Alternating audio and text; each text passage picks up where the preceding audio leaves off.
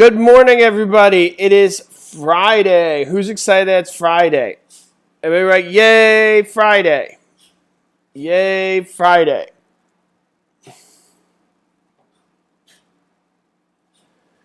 Anybody excited that it's Friday? Is it just me? Nobody else? I don't see anybody writing Yay, Friday. Charles is.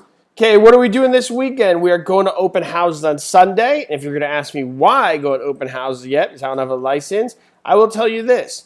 The reason you want to go to open houses this Sunday is because you are going to practice real estate. You will pass. Some people take a little longer than others, but it's going to happen. And after you pass, people tend to say the same thing. What now? So you want to prevent that from happening. Part of that method of preventing it from happening is going to open houses on Sunday, learning the market in your area, seeing who's who, seeing who the different brokers are. You don't have to tell them you're studying for the exam if you don't want to. Just be a looky-loo and go and do your thing. Understand how brokers do things differently. Understand what the prices are. Understand what the different properties are like. I know many of you guys lived in a community your whole area, but now you're looking through a different lens. So you got to do that. Don't forget, the goal is not passing the exam. The goal is to sell property. Pass the exam is a step towards that goal. And Adrian and I see over and over again, people pass, and then they don't know what to do afterwards. They get so caught up with passing the exam that they end up, not knowing what to do after, and they get frustrated, and they don't achieve their goals. So everybody, please keep that in mind. I know you're thinking to yourself, well, I can't sell property if I don't pass this test. That is true. But do not forget the end goal. You guys should be understanding social media now. You guys should be doing everything you can do that you do not need a license for right now. Okay? I've seen lots of people who fail once, twice, 3 times, struggle with the exam, but the moment they pass, they are off and running because they were taking the right steps while they were studying. So the moment they passed, they had deals within the first month. Then I've seen people pass the first time, and they've had like 1 deal in the first year, and it wasn't even a good deal. So just please, please, please, from the bottom of my heart, understand why you're here. It's to start a new career, not just pass the exam, and that starts with that open house on Sunday. With that being said, we are doing practice and disclosures right now. Okay, when we talk about practice and disclosures, the big thing that comes up for a lot of us is federal law. When we talk about federal law, one of the big things that come up is the Federal Fair Housing Act. What is the Federal Fair Housing Act, or what year did it come into play? What year did it come into play? You're welcome, Malu. What year did Federal Fair Housing come into play? What do you guys think? 1968. Nice job, Stacy. First one on the board, Stacy. Stacy. You guys remember what I say, at least once in your life, you got to have people cheer your name. Am I right or am I right? Everybody needs somebody cheering their name at some point. Just feels cool. You don't need to do the Rudy thing, but come on. Okay, so it's 1968. That is the year Federal Fair Housing was enacted, 1 week after the assassination of Martin Luther King. Martin Luther King Jr. was assassinated April 7th, 1968.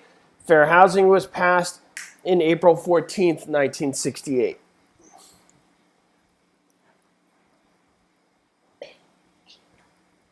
Okay.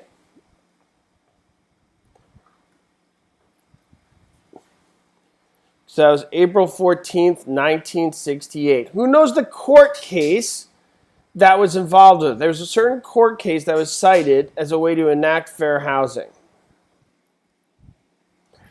Who knows what the court case was?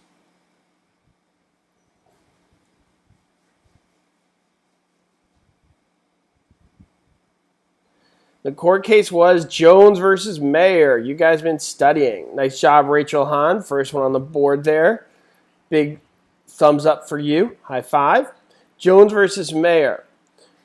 Another date comes up on your exam quite a bit as well. Is 100 years prior to that.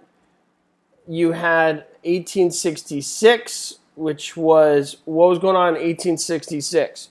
Who knows what was going on in 1866? Anybody? Who knows what was happening in 1866 in America? 1866. Not the Civil Rights Act. You're about 100 years off, Rachel. Stacy nailed it. The Civil War. Civil War. Those of you guys had civil rights, you're off by like 100 years. Okay? So slavery is abolished through which amendment? That was the 13th Amendment. 13th Amendment was the one that abolished slavery. Now is around 1866, which gave birth to fair housing. 100 years later, it was cited through a court case called Jones versus Mayer. All right? Everybody got that little history lessons? Kind of have to brush off our high school history books. Who learned that in high school? Everybody learned that in high school? Okay, so you had fair housing in 1968.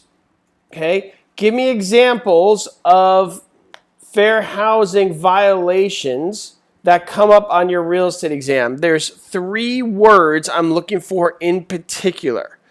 There's 3 specific things that I'm looking for that are examples of fair housing violations. Who knows? Steering, 1. Nice job, Rachel. Rachel's on a roll today, guys. Rachel's on a roll. Okay, blockbusting, 2. Think she's cheating.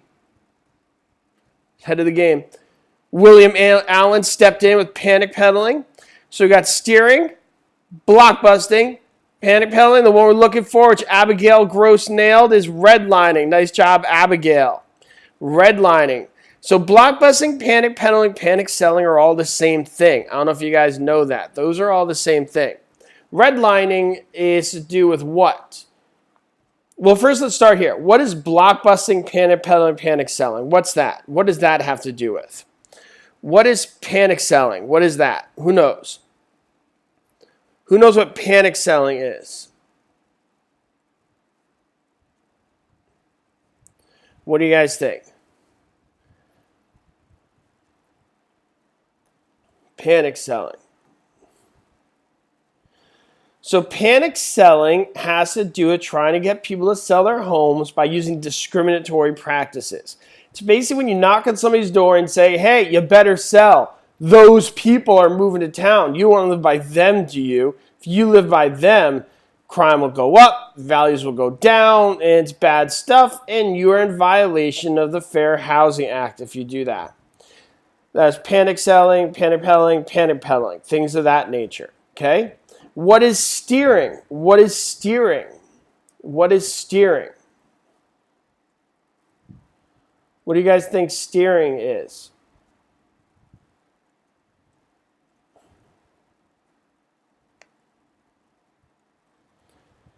So steering, just think like you're steering a car. That's my hint. You're like steering a car. And when you're steering a car, that means you're showing people homes, and you usually show buyers homes. So what are you doing there? You were saying, oh, you're one of those people. Well, you should live over here. Here's where your people live.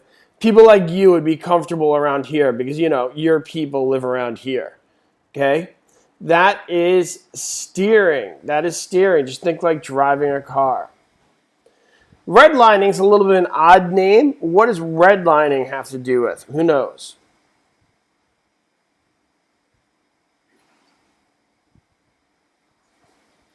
What is redlining? Redlining has to do with loans. Redlining has to do with loans. Basically, some guy drew a red line on a map and said, you see this area on the map? Those people live there. Don't lend to anybody in this area because, you know, those people live here and we don't want to lend to them. Okay? So those are discriminatory practices that you have to know to pass your real estate exam. Everybody got it? Right? Got it. Everybody got it? Right? Got it? I'll ask a double or nothing question.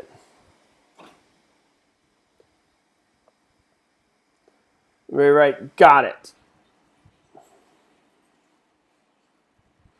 Okay, here's my double or nothing question on Friday. Make sure everybody's awake and kicking.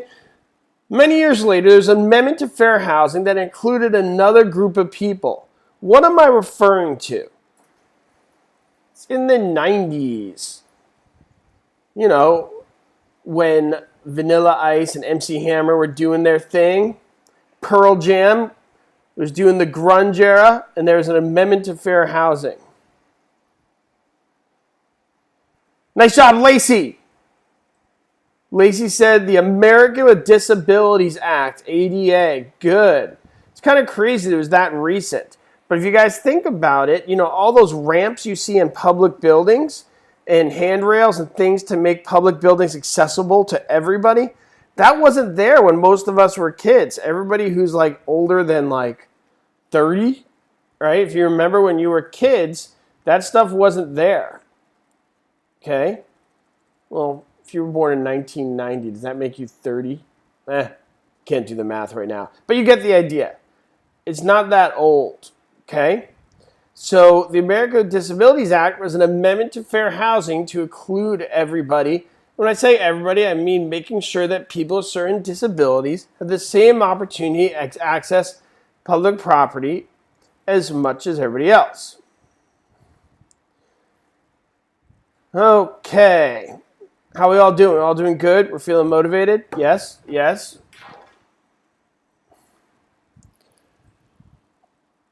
Right.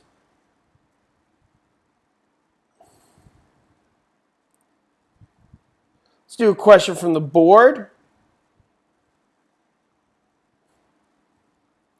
In order for a property manager to determine net operating income on a property, which of the following fees is subtracted from the effective gross income?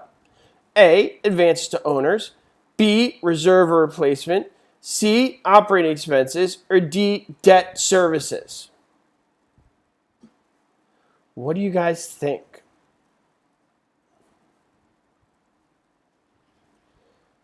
And the answer is C, operating expenses. Good job, everybody.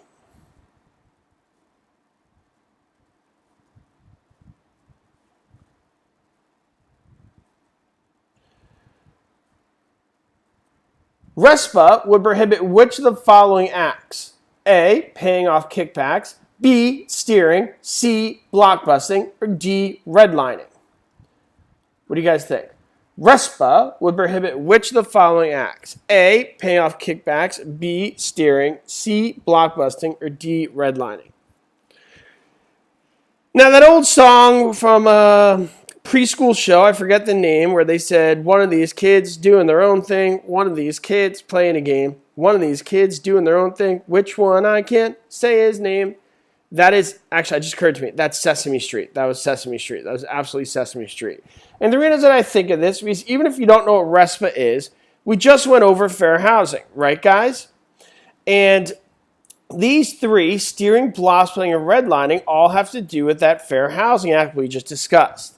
So even if you don't know what paying off kickbacks is, that kid is doing his own thing. That's its own entity there. So therefore, it's odd man out, and you should know that that should be the right answer. Now, you may have already known this answer for this, but I think that test tactics taking strategy may help you for when you're sitting for your exam. Sometimes you just got to go with the one that's an odd man out. It is a multiple choice test. So if three things are basically the same, then they can't be the answer. Has everybody got that?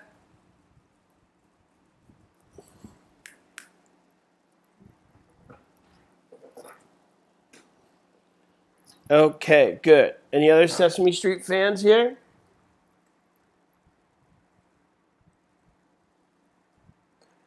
All right, move right along. How was the webinar last night? Who here saw the math? Who here saw the math webinar?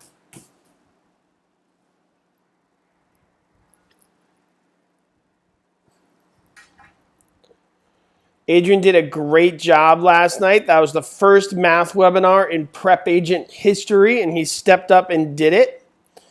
Not easy. He spent a lot of time and effort preparing that. He was working really hard to put a good webinar forth for everybody. I know it wasn't easy for him, so I'm really happy you guys enjoyed that.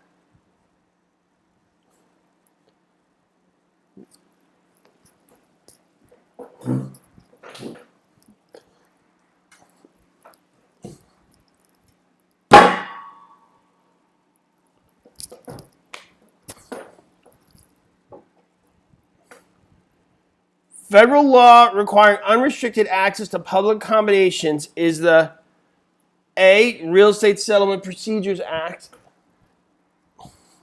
B, the Public Accommodation, C, America with Disabilities Act, or D, Fair Housing Act.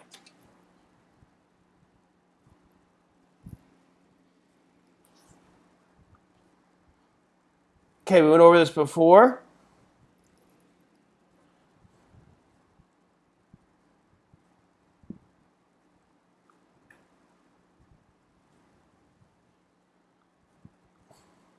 And that's correct. I do have a video on test taking.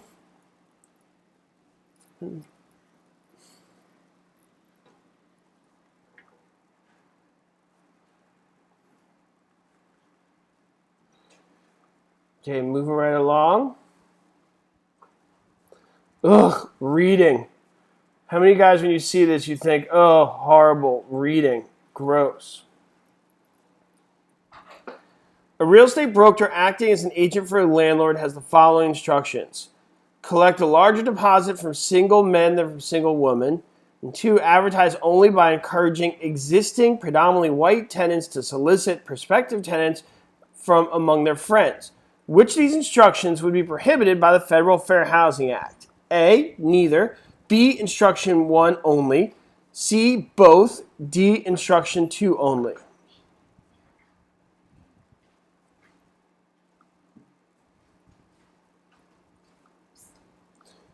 And the answer is C, both.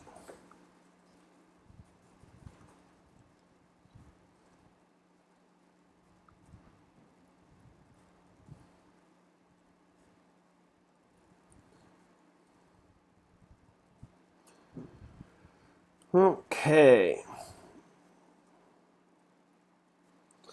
Which of the following acts require public accommodations to be made accessible to all people? A, the America with Disabilities Act. B, the Labor Standards Act. C, the Fair Housing Accommodations Act. Or D, the Federal Depositors Insurance Act.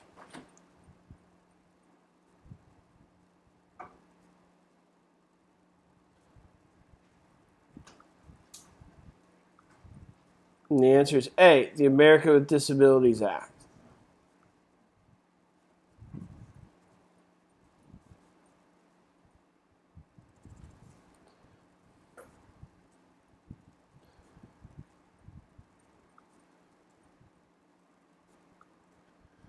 Okay, moving right along.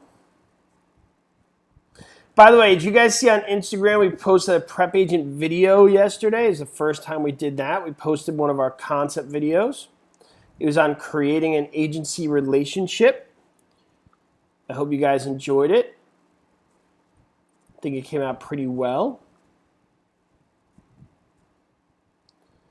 An agreement between Adam granting Bob the right to offer, sell, or distribute goods or services under a marketing plan described by Adam is commonly known as A, a personal securities investment, B, a real property securities transaction, C, a business opportunity transaction, or D, a franchise agreement.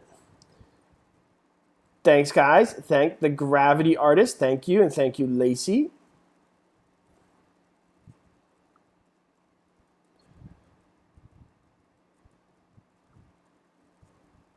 Okay, and the answer here is a franchise agreement. Who here can name a type of franchise? Who here can name a franchise? Everybody write down the first franchise that comes to mind. Ready, go.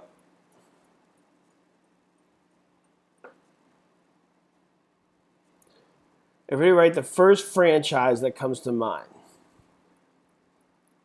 Nice job, Nancy Sylvester, Keller Williams, Century 21.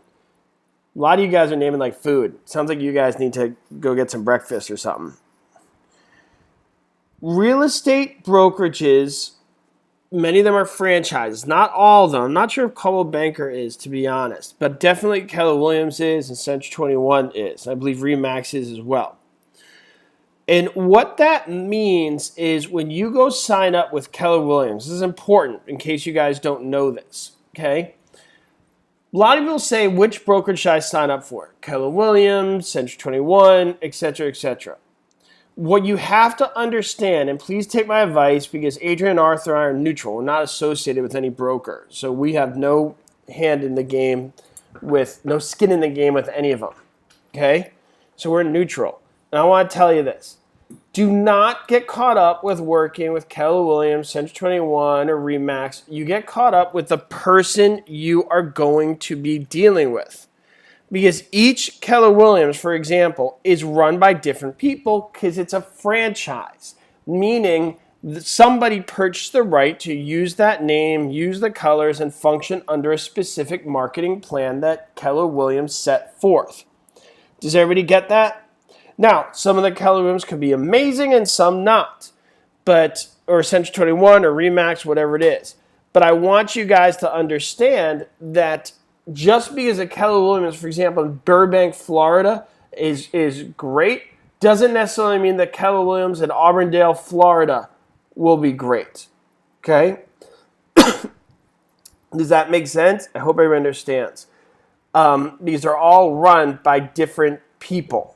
Okay, I've seen Century 21s that have great people, and I've seen some Century 21s that have people doing some things that are just straight up dishonest.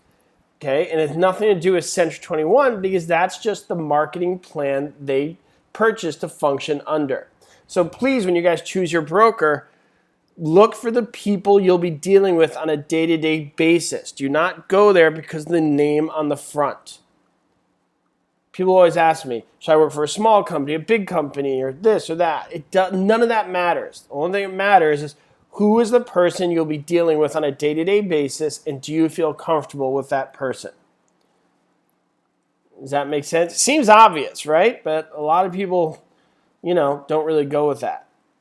It's all about who will be the broker you're working for, who will be your mentor, who will be your instructor, all that kind of stuff. That's what matters. A real estate broker who is employed by the owner of a piece of real property to procure a purchaser. The broker presents two offers to the owner.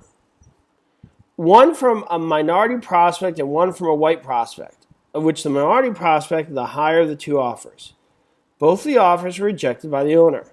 The broker was then instrumental in helping the owner sell the property to the next door neighbor who was purchasing the property in order to keep minorities out of the neighborhood. Of the following, who would not be guilty of discrimination?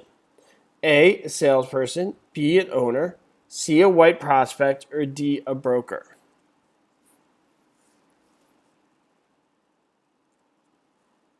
What do you guys think?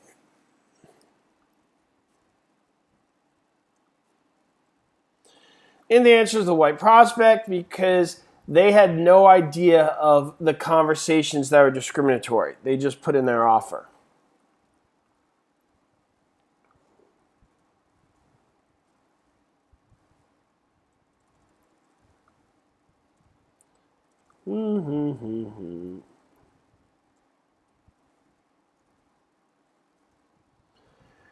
Responsibilities of the seller at closing usually include paying the A, title examination, B, lender's title insurance, C, loan origination fee, or D, broker commission. What do you guys think?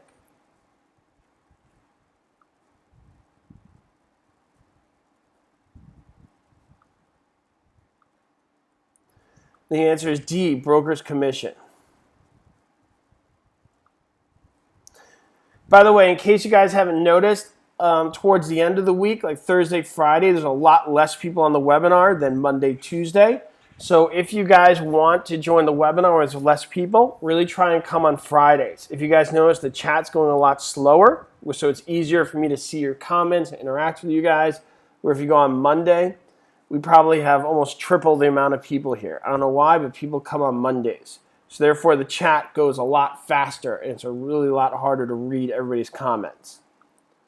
Okay, so Fridays is the least populated day.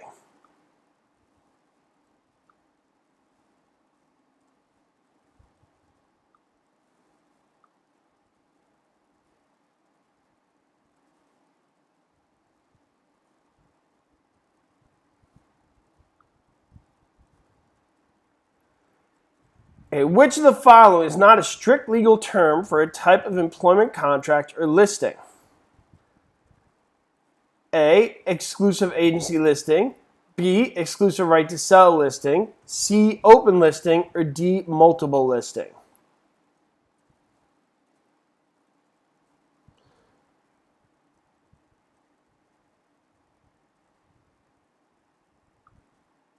The answer is D, multiple listing.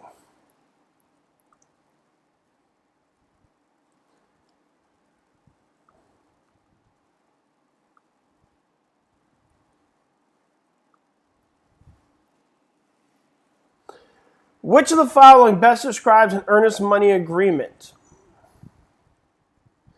A, legally enforceable contract binding both buyer and seller to all known and unknown facts attached to the property. B, a legally enforceable contract requiring the signatures of all parties to be involved. C, a legally enforceable contract binding the buyer and their heirs to the conditions of the contract. Or D, a legally enforceable contract requiring the seller's signature to be valid.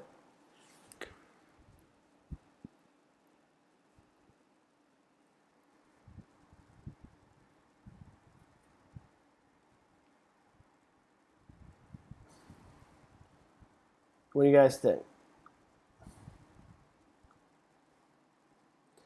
The answer is B, a legally enforceable contract requiring the signatures of all parties to be valid.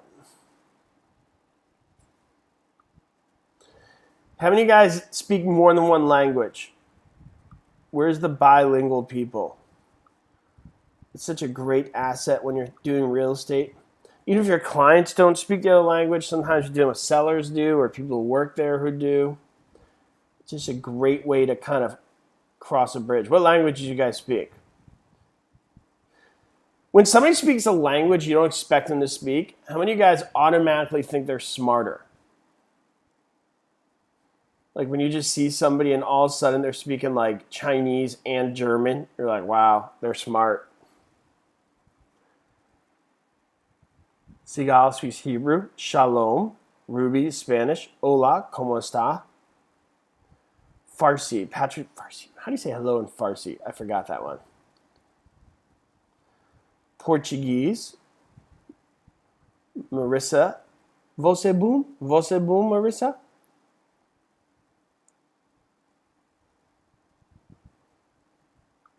Okay.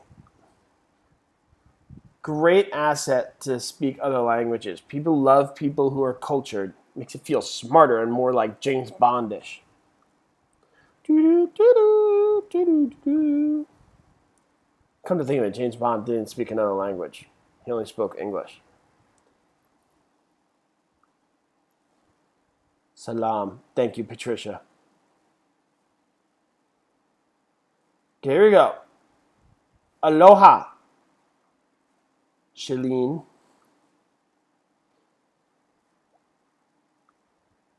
Total Ben, Marissa. Total Ben.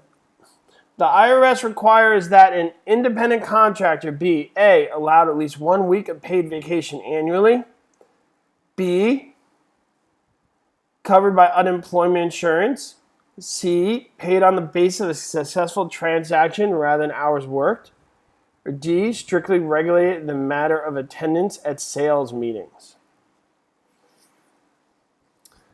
I learned Shalom when I was in Israel. I once went to Tel Aviv in the summer. That could have been the hottest climate I've ever been in my life.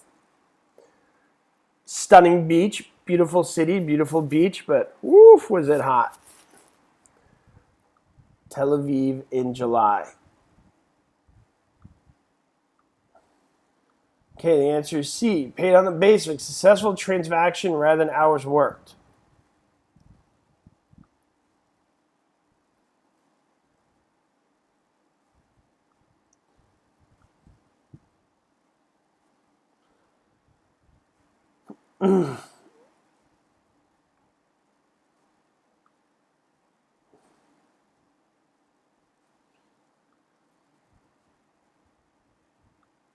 A listing broker receives his authority to accept an earnest money deposit in the A, listing, B, administrative rules and regulations, C, earnest money agreement, or D, closing documents?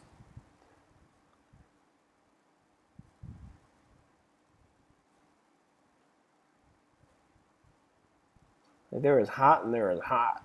That was hot. And I've lived in Arizona, so I know hot.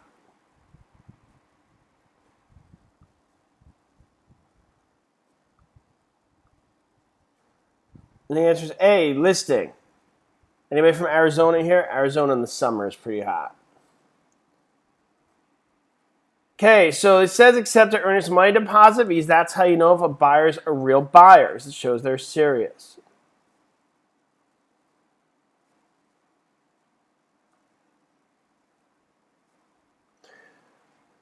Which of these is a legal practice? A, to refuse, sell, rent, or negotiate with a person because of race.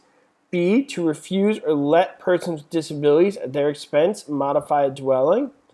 C, to display the equal housing opportunity poster. Or D, as a property manager, to check the credit of females only.